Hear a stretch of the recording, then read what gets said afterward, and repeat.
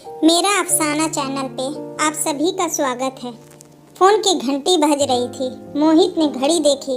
सुबह के 7 बज रहे थे। उसने फ़ोन उठाया। उधर से आवाज़ आई, मैं थाने से बोल रहा हूँ। एक स्त्री रेल से कटकर मर गई है। उनके फ़ोन में लास्ट डायल आपका नंबर था, इसलिए आपको फ़ोन किया। मोहित को तो काटो खून नहीं। रात तो मौसी से बात हुई थी। बेहद उदासी, बड़ी हताश सी बातें कर रही थी। कल जो कुछ भी हुआ बता रही थी। आवाज़ में भी बहुत कमज़ोरी थी, लेकिन वो थका हुआ था। उसने कह दिया, मौसी कल शाम घर आकर विस्तार से बात करूँगा। पर अब तो जल्दी से थाने भागा। लाश मोर्चरी में रखी हुई थी। उसने मौसा जी को फ़ोन किया, जो बिजली विभाग में कार्यरत थे। 2 साल पहले ही रिटायर हुए हैं। मौसा जी को तो लगा उसकी बात सुनकर सांप सा ही सूंघ गया। मैं आता हूँ कहकर उन्होंने फ़ोन काट दिया। मोहित सामने पड़ी बेंच पर बैठ गया। उसकी आंखों से मौसी माँ की लाडली बहन थी, उनसे 6 साल छोटी सी। मोहित भी मौसी के दिल के बहुत करीब था। सोच में डूब गया। मोहित माँ बताया करती थी, जब उनके जन्म के बाद मौसी पैदा हुई तो सबको खल गई, क्योंकि सबको लड़का चाहिए था। उनके होने से पहले लड़की जानकर कई गर्भात करा दिए गए। इस बार लड़का होने की रिपोर्ट पर ही बच्चा पैदा किया गया, पर हुई लड़की। किसी को बर्दाश्त नहीं हुआ। कोहराम समझ गया। कोई शगुन नहीं हुआ, बस मातम ही हुआ। उन्हें कभी कोई प्यार माँ बाबूजी का नहीं मिला, बल्कि छोटी छोटी गलतियों पर पिटाई होती थी। माँ पहला बच्चा थी, इसलिए उन्हें सबका लाड मिला। बाद में कई गर्भपात के बाद छोटा भाई आने पर तो उनकी हालत और ख़राब हो गई। एक तरह से नौकरानी वाली हो गई। स्कूल तो भेजा गया उन्हें, पर पढ़ाई की कोई सुविधा नहीं दी उन्हें। स्कूल जाते जाते काम, स्कूल से आते ही फिर काम ही काम। बस माँ ही बहुत प्यार करती थी उन्हें। माँ बताती थी, एक बार मौसी ने भूख लगने पर भाई के लिए रखा हुआ सेब खा लिया। फिर तो उनकी वो पिटाई हुई कि दुखी होकर मौसी ने गेहूं में रखी सल्फास की गोलियां खा ली। वो तो माँ ने देख लिया। पुलिस के डर से के मारे जैसे तैसे उन्हें बचाया गया। माँ की शादी के बाद तो मौसी की हालत और बदतर हो गई थी। 16 साल की उम्र में ही उनकी शादी भी कर दी गई हमारे शहर में। पर यहाँ भी मौसी के दुर्भाग्य ने पीछा नहीं छोड़ा। तेज तर्रार सास और विधवा बहन का आज्ञाकारी पुत्र और भाई निकला। उनका पति दिन रात उनकी सेवा में जुटी रहती। मुंह में बोल तो जैसे थे ही नहीं उनके। मायके वाले ने शादी के बाद उनसे कोई मतलब ही नहीं रखा। बस कभी कभी माँ से मिलना होता रहता था उनका। अपने दुख दर्द बांट लेती थी उनसे। वो भी बराबर में बैठे सब बातें सुनता रहता था।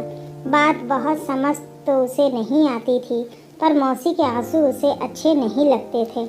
अपने हाथों से उन्हें पोंछ देता था और मौसी उसे गले लगा लेती थी। उसे बहुत प्यार करती थी मौसी। माँ बताती है, एक बार जब मौसी ने जुल्मों से तंग आकर जान देने की सोची, तभी उन्हें पता चला वो गर्भवती है। उस दिन से वो खुश रहने लगी। उन्हें यही लगने लगा था, अब कोई उनका अपना आने वाला है, जो उनका उद्धार करेगा, उनको समझेगा। और फिर रौनक उनके घर आया। 1 साल बाद ही रोशनी से उनकी दुनिया में चकचकाहट भर गई। सास की चापलूसी, पति का कर्कश व्यवहार, ननद की मनमानी, उन्हें कुछ भी बुरा नहीं लगता था। वो तो अपनी खुशी में मग्न अब दूसरी दुनिया में ही रहने लगी थी। बच्चे पढ़ने में अच्छे निकले। लड़का बैंक अफसर और बेटी इंजीनियर बनी। बेटी की शादी उसके जॉब में आते ही कर दी।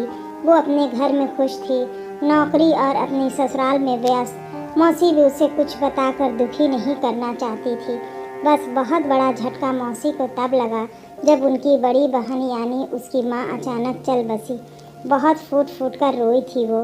कहती थी, अब मैं अनाथ हो गई। वो तो खुद ही बिल्कुल टूट सा गया था, पर उसने मौसी को गले लगा कर कहा, मैं हूँ ना। उसने ही अपनी शादी में उन्हें फ़ोन खरीद कर दिया था भेंट स्वरूप, ताकि जब चाहे उससे बात कर सके। उनके बेटे ने भी प्रेम विवाह किए थे। हालांकि उन्हें भी लड़की और उसका परिवार ठीक नहीं लगा। फिर भी बेटे की खुशी के लिए बड़े लाड प्यार से बहू घर पर लेकर आई, पर शायद यहाँ भी उनकी किस्मत दगा दे गई। बहू के पिताजी का कोई काम नहीं था, भाई भी आवारा था। वो तो हर वक्त घर में डेरा डाले रहते और बहू को चढ़ाते रहते। बहू को हर समय ठंडा बुखार। मौसी दिन रात काम करती रहती थी। बेटे से बात करने की कोशिश की तो बेटा का जवाब सुनकर बहुत चक्की रह गई। बोला, ये क्या माँ, आपको सबसे प्रॉब्लम रही है। पहले अपने माँ बाप, फिर सास, अब बहू। कभी तो एडजस्टमेंट करना सीखो। पापा को भी आपसे इसलिए शिकायत रहती थी, कुछ समझती ही नहीं आप। मौसी घुट कर रह गई। उन्होंने मन ही मन पर फैसला कर लिया, अब वो किसी से कुछ नहीं कहेगी। जब बहू के पैर भारी हुए तो सबसे भारी वक्त था उनका। काम भी सारा करती, ऊपर से बहू के इल्ज़ाम। उन्हें मैं खाते हुए अच्छी नहीं लगती, तभी वही बनाती है जो मैं नहीं खाती। अब बहू को रौनक की बुआ जी का भी पूरा संरक्षण प्राप्त था। मौसी तो खाना बनाने से पहले बहू से पूछ कर आती थी क्या खाना है, पर अगर वो बेटे से ये कहती तो बेटा सही क्यों मानता। उसे भी अब यही लगने लगा था माँ में ही प्रॉब्लम है, तभी कोई पसंद नहीं करता इन्हें। बहू की माँ लोकल होने की वजह से रोज़ ही बेटी से मिलने आती और ज्ञान बघार जाती। क्या खाना है, मौसी रसोई में उसे पूरा करने को जुटी रहती। कभी जूस, कभी फल, कभी सेवा, कभी धूप, कभी दूध। इसी बीच बेटे का भी ट्रांसफ़र हो गया। पति ने बैठक तक खुद को सीमित कर लिया। मौसी चुपचाप सबकी बातें सुनते हुए कामों में लगी रहती। पर जिस दिन दूध जैसा पोता घर आया, मौसी फिर निहाल हो गई। सब दुख भूल गई, सपने बुनने लगी। पर सपना तब टूटा जब बहू ने पोते को हाथ भी लगाने से मना कर दिया। अब बहू की भी माँ भी घर पर ही रहने लगी थी। बेटी की देखभाल के नाम पर काम सारा मौसी करती थी। मौसी का शरीर भी टूट गया था, इतना काम नहीं हो पा रहा था। उन्हें बुखार आ गया, तब भी वो काम करती थी। पर कल अचानक बेहोश होकर गिर गई। फिर तो घर में कोहराम ही मच गया। कहा गया ज़रा सा काम क्या बढ़ गया, इनका नाटक शुरू हो गया। क्या क्या नहीं कहा गया उन्हें। रौनक की बुआ भी कहने लगी, शुरू से आदत है इसकी तो नाटक करने की। बहुत रोई मौसी, और कल रात मौसी उसे फ़ोन करके यही सुना रही थी, पर उसने ठीक से पूरी बात नहीं सुनी। सोचा कल जाकर खुद मिल लेगा, पर शायद उन्होंने मन तभी बना लिया था। उनकी लाश लेकर घर आए तो सुना बुआ, बहू और उनकी माँ कह रही थी, कुछ किया तो नहीं आज तक। रेल से कटकर बदनामी और दे गई, कुल का नाम बदनाम कर गई। घर के लिए बस अभिशाप ही रही है। तो ये थी आज की कहानी। आप लोगों को कैसी